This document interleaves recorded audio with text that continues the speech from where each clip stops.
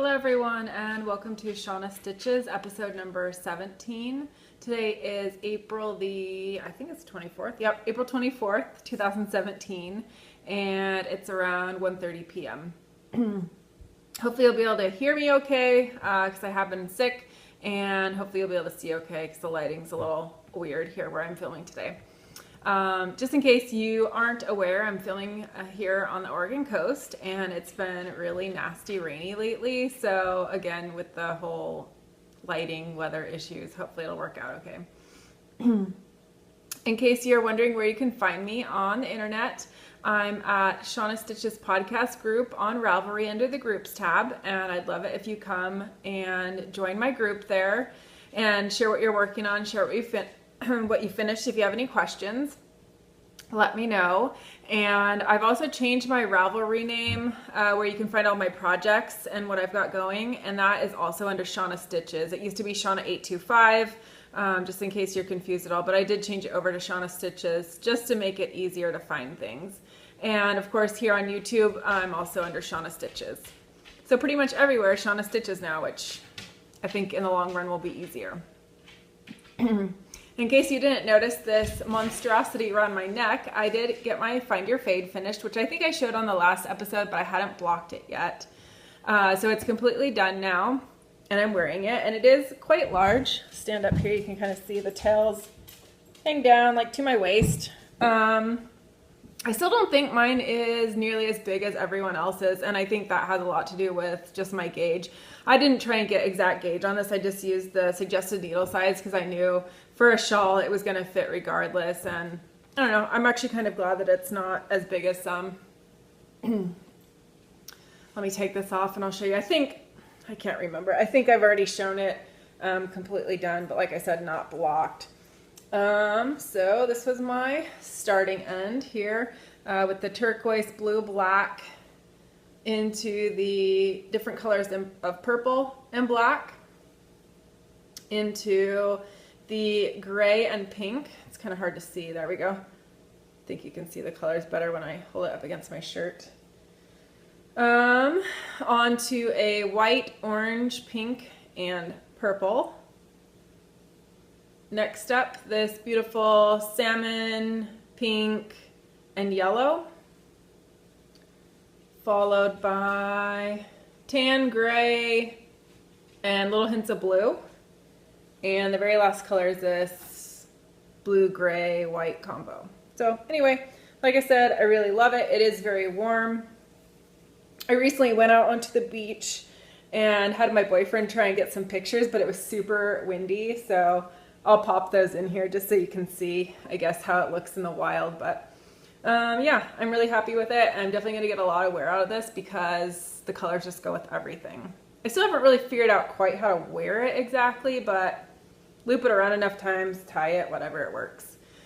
And actually, I am at my boyfriend's house right now, but I did have a shawl pin that I got to go with this, and I forgot to bring it, so there's enough to tie it up that it stays, so it's okay. What else? I do have another finished object. I don't have any sock blockers with me though, so I'll do my best here. Just use my hand and show you. So these are the Avenue socks by Mina Philipp. These are the April Sock Club, New York Sock Collection Club pattern. In the pattern itself, it has all different combinations. You can either have the slip stitches lined up, you can have them offset, which is what I have, completely offset there. And you'll notice if it happens on a color change, it creates this cool little line that goes across. And if it's on the color itself, you don't see it near as much. So it looks really neat on a color change.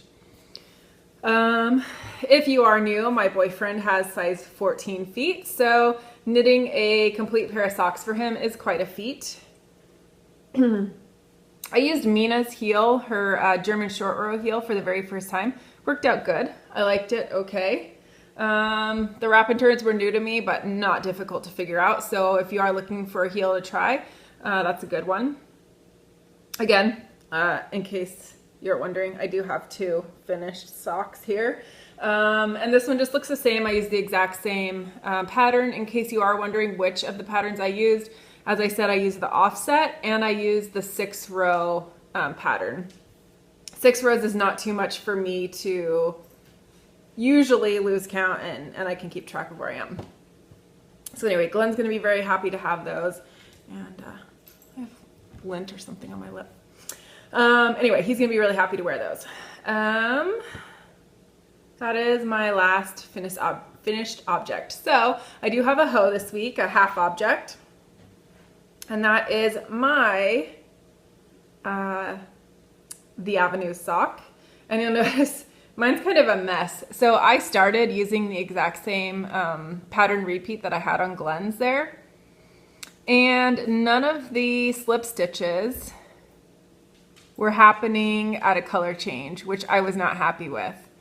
So right there at the orange, you can see I switched it up and I changed to only doing the slip stitches at a color change, which is one of the options that Mina gives in her pattern, and I really do like. So not only did it make it easier, I didn't have to keep track of any rows whatsoever. I just needed to know what to do when I came to a color change. So that any of the math, the thought process there, keeping track of the row, that was gone, which I really was quite happy with. And again, I just like the effect. So it's a very versatile pattern. You can use it for, I think, just about any yarn. It's gonna look great. This, I forgot to mention on Glenn's socks, that was the first full sock where I've done contrasting heels, cuffs, and toes. Before, I had done a pair of Rose City rollers that had a contrasting heel and toe, but obviously didn't have the cuff. And I did that again on this sock. And if you look, it's not very easy to see in this light. This is Barocco socks. I don't know the colorway name because it's not on the label, and I don't have the label handy to pull out the color number, but you see little speckles of different colors in there. So this is a Cascade Heritage sock yarn, and it's in the green, and the green like matches almost perfectly. It just doesn't have those speckles. So that's what I used for the cuff and for the heel and the toe. So trying to give you some kind of idea here. There's what it looks like. And this was my very first Afterthought heel that I've ever done. And I cut the yarn and everything, which is slightly terrifying, but I watched a lot of tutorials before I gave it a shot. So I felt pretty confident going into it. Although it's an unknown, it's a little scary. So the tutorials I watched were the famous Kirby Werby tutorial, which is a great tutorial.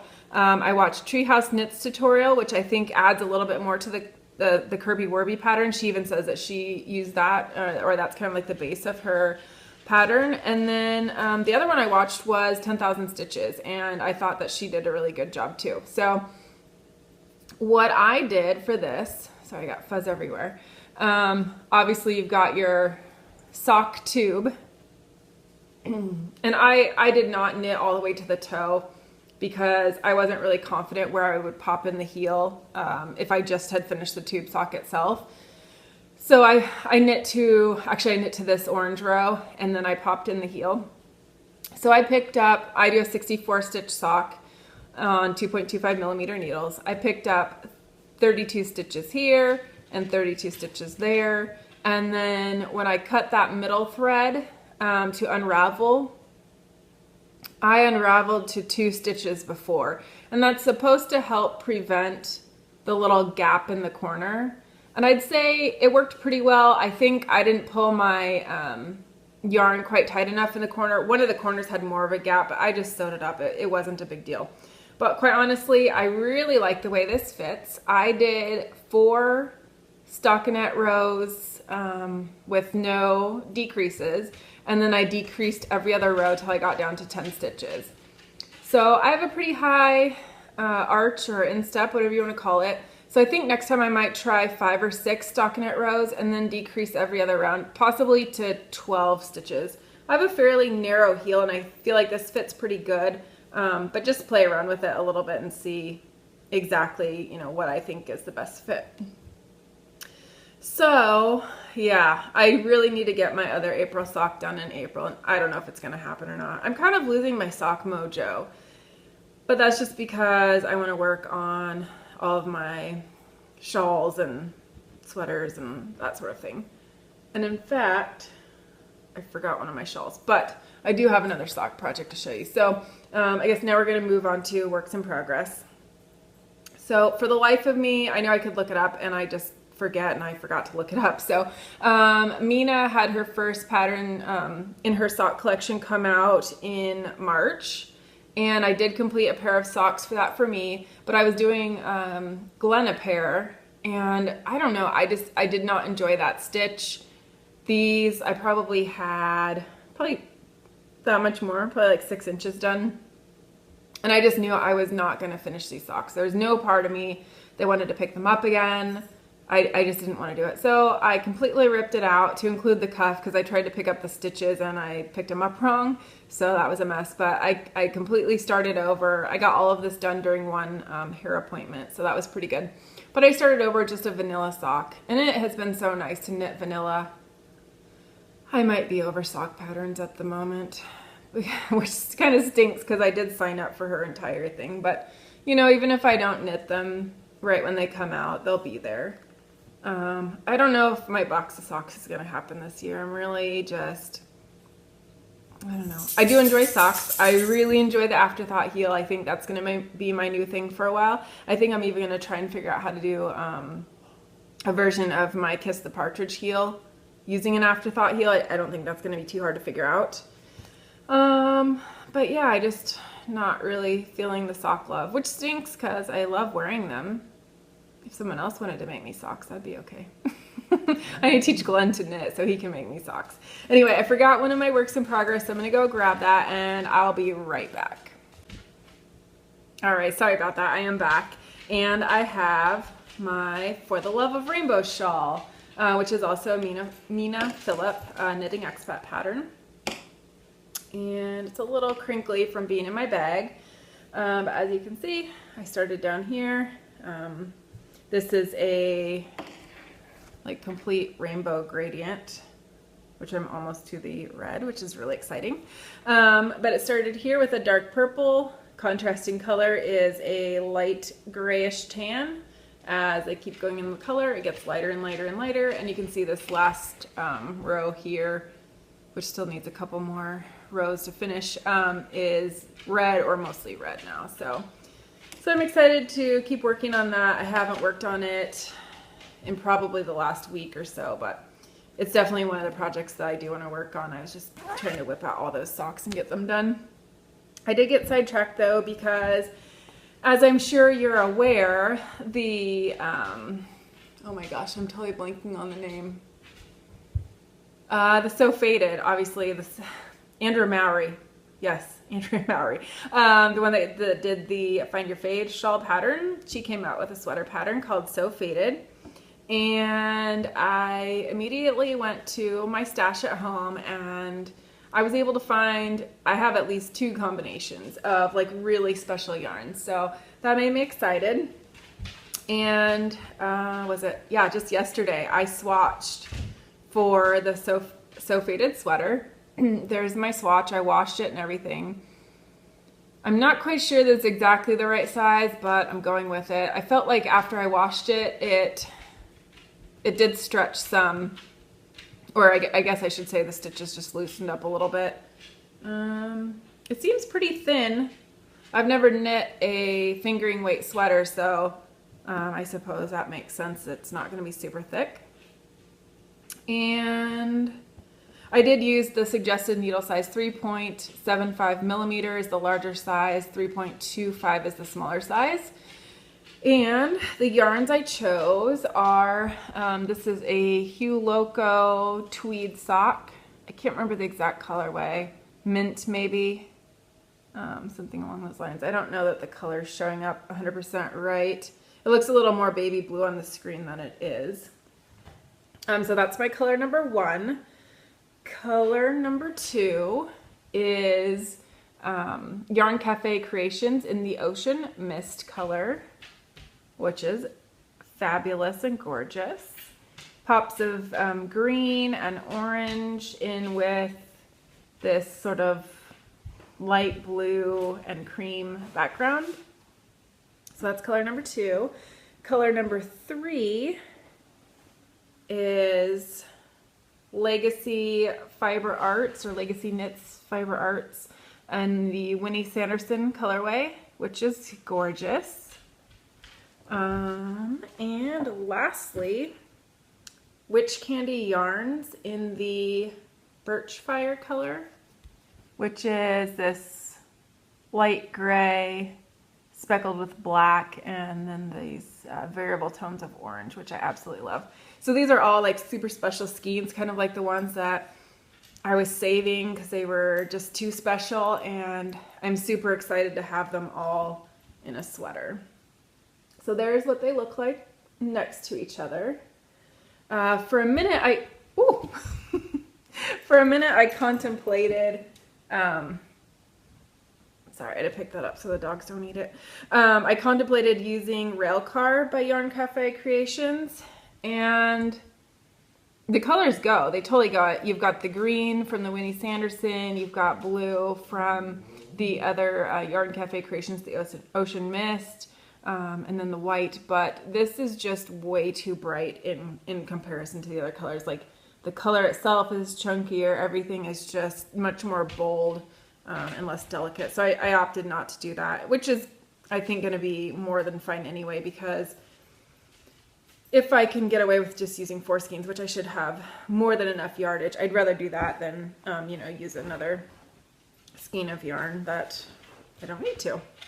So I did a very quick swatch, color swatch. Actually, I guess that would be the top. It's not washed or blocked or anything, so I know it's a little difficult to see. But I start with the Hue Loco yarn at top, go to Yarn Cafe Creations Ocean Mist, into Legacy Fiber Arts, Winnie Sanderson, and at the very bottom is the Birch Fire. So obviously it's going to look a lot different with wider rows, but I do think all these colors really blend in well together. So I'm excited about that. And onto the sweater, because I actually did start it yesterday. In case I didn't mention, I'm on my Knitcation right now, which is just vacation that I have no plans to go anywhere on. So I have a lot of knitting time lately, and it's been great, but that's why I have so much done, because normally I don't. So this is really difficult to show, but I finally got it all in the round. You start off going back and forth, then you join in the round, and you can see this is the front. Obviously there's no neckline yet, but that's where it's going to be attached. That's the very front. The sleeves or shoulders have this garter stitch detail there, and then the back of the sweater and the other sleeve, and then back around to the front. So the length of this right now, I'm just at about 5 inches.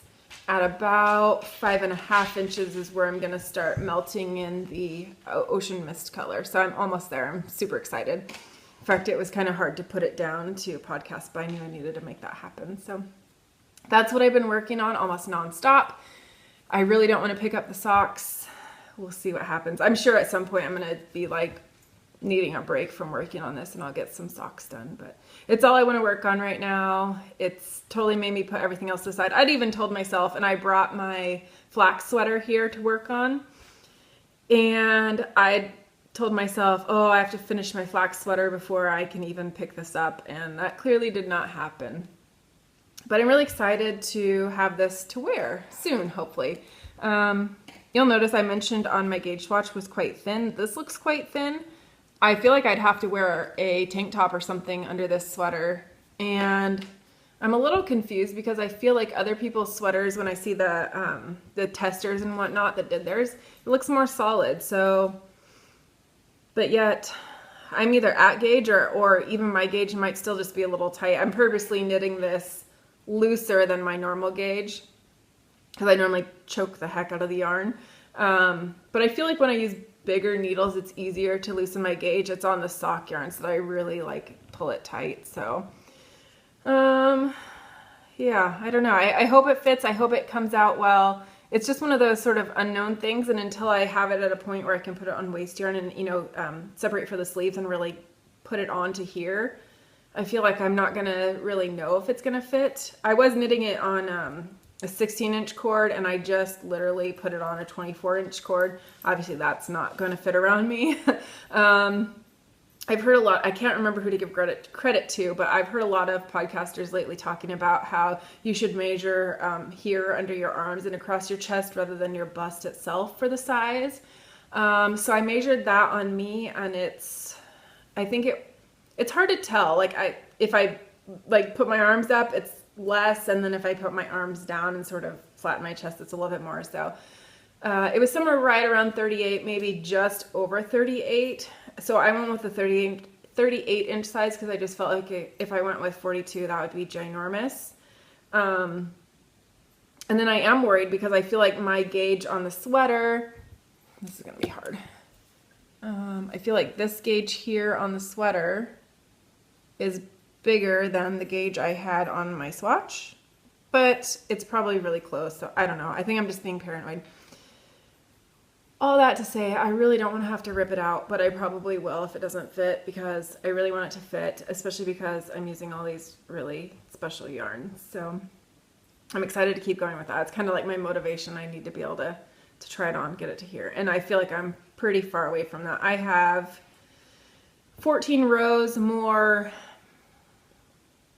I don't think it's 14 more until I separate for the sleeves, but on the section I'm working right now, it's 14 more rows, and then I'll be at 340 stitches. So I'm at like 260-ish, I think. Anyway, it's quite a lot bigger than a sock, but I will say this is knitting up way faster than I ever expected it to, because obviously when you knit a sock, or even like the gauge on this is quite a lot smaller, but when you're knitting a sock, it's just so much smaller gauge, smaller needles and everything, that it felt like, you know, it feels like it takes a long time for progress, but this is just going by so much faster.